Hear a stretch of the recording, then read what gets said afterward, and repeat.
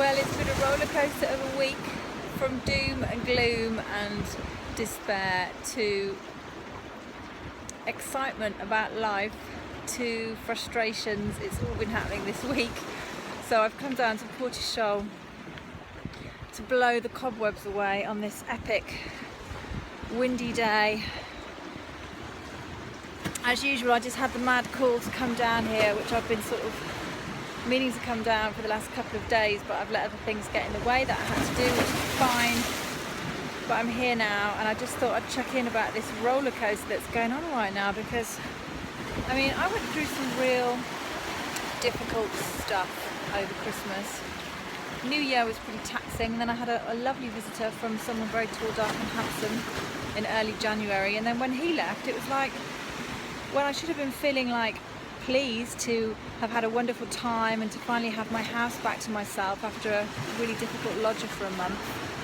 Not the same person, by the way. I found myself going through all these like real horrible emotions. Frustrated with myself for having let the lodger move in, upset with myself for having missed out on opportunities to earn money because I was busy feeding him.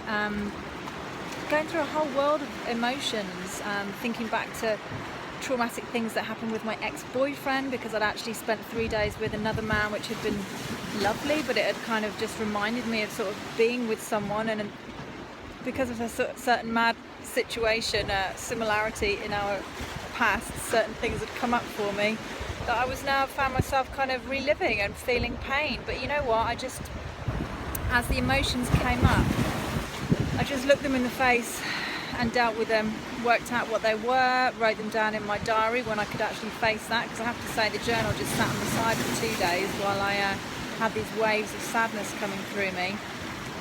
But the thing was is that I'd feel better, and then I'd be like plunged back into despair again. I'd be sat at my desk doing some writing for a couple of hours and feeling great, and then all of a sudden this like horrible wave of sadness would come over me, like, and it was physical, and I would feel sick.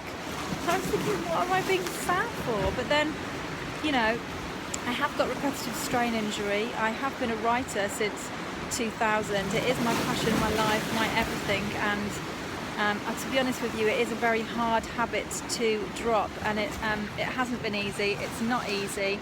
I am loving my voice activated software, but it is frustrating when I've got deadlines. I forget and I just find myself writing, and I'm actually in quite bad pain today from writing in my journal, which is the worst thing. So I was getting upset about all these things, but it was too much. It was too much despair. It was weird, and I was kind of thinking, why? This doesn't seem right. This doesn't even seem like, I don't know, this is just too weird. But then on Tuesday night, I went to see my lovely friend Alicia, who was hosting a workshop by the wonderful Klarna. I'll have to check her surname for you. And it was a workshop about communicating with men, funnily enough, which was really, really interesting. And although I was feeling really awful, and I'd done my back in as well, and had the period from hell, but I just knew that I had to get myself to that workshop. So I got myself to that workshop. The next thing you know, at the end of it, Alicia's saying to me, well, why don't you come for a healing tomorrow? And why don't you come too, Sam? And we'll both do it. So I was like, okay, wow. So I got up the next day feeling a little bit more excited about life again, which is my usual way, whereas the previous 2 days had been dread. You know, I woke up with the feeling of dread in my stomach.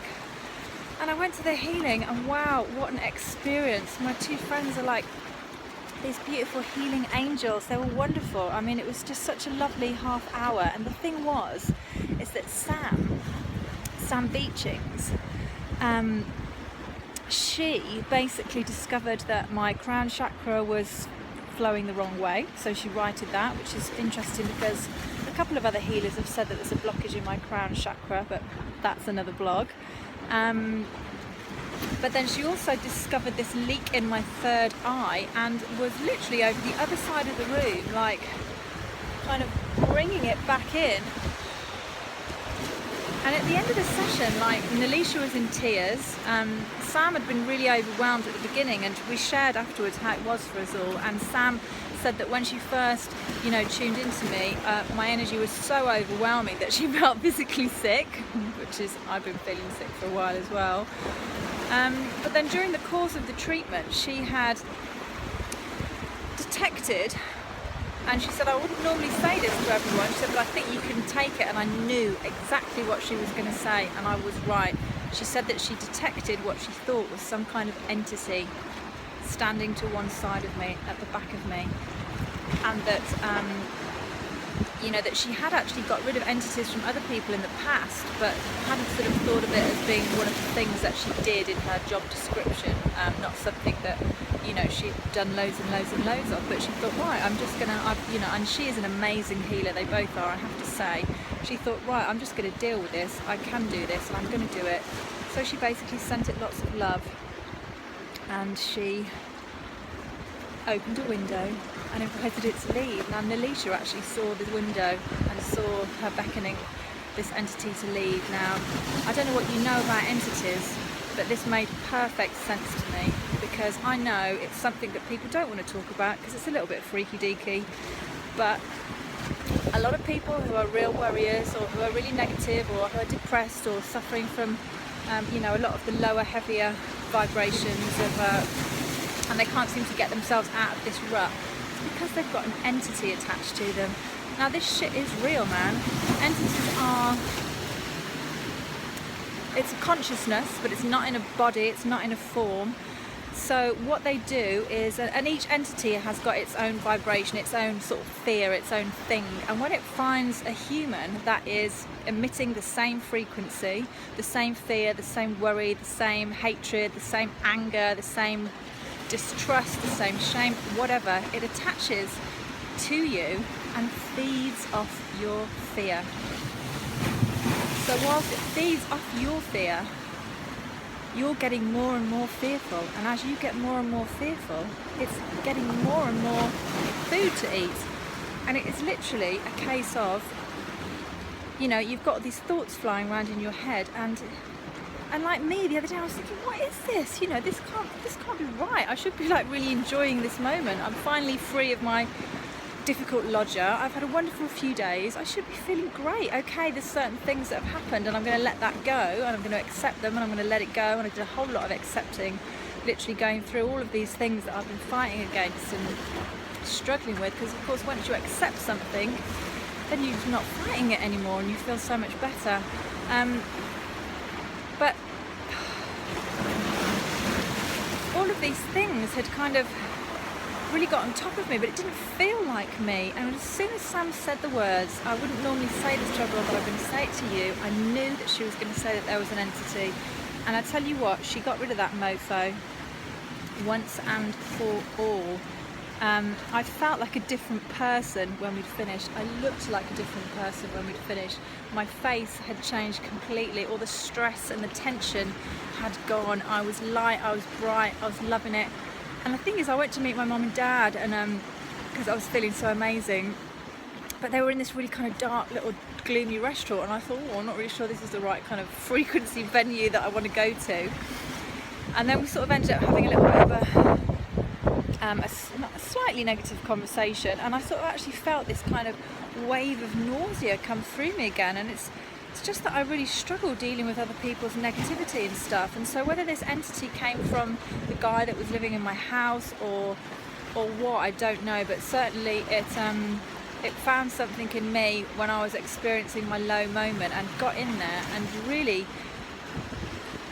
I really went through it for a few days. It was like a dark night of the soul that lasted 3 days. I was crying. I wasn't weeping and wailing, but every few hours something would come up for me to address. And like I said, a lot of it was about acceptance, because I found that it's only when I don't accept things that I really struggle, because I'm fighting them. If you don't accept the fact that this has happened, and you keep going over it again and again in your head, and isn't it awful, it's terrible, then you're going to feel pretty bad about it. Whereas if you just accept it, okay, yeah, this happened, it was shit, but now it's time to move on, then it's all good again. So what a roller coaster of a week. So since then, what's happened since then?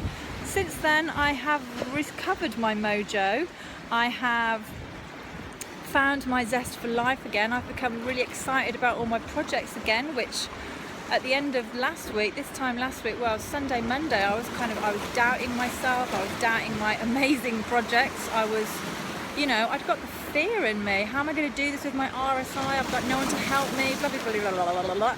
Now, one of my really, really good friends, Nalisha, wants to get involved with Conscious Ibiza, which is amazing because I need someone to share it with. I want to share it with someone, and I just need some help, like with, you know, I have to be careful with this repetitive strain injury that I've only got a couple of hours that I can actually really sort of use my hands and type, so it's really important that I use that time wisely and I don't use it for just sort of like copying and pasting and putting in event entries, but those things are really important. And now I've got someone to help me with it. Oh, it's like, you know, from all this doom and gloom and utter despair, which I knew didn't feel right, I've now gone back to being excited, knowing that I'm creating an amazing thing, knowing that I've got amazing people around me, knowing that with our website we can inspire and assist others with their own awakenings and help them lead a more conscious lifestyle, point them in the right direction with Venus leaders. And I'm like, wow, what a difference a day makes, hey? It's always amazing how quickly things can change, so just trust in the process. That's the message here. Trust in the process. Allow those emotions to come up, experience them, accept what's pissing you off, things that have gone wrong, let it go, and then wake up, get your journal out, and remember all of the things to be grateful for and all the amazing things you're doing and how amazing you are, and everything falls back into place. Hey presto, namaste.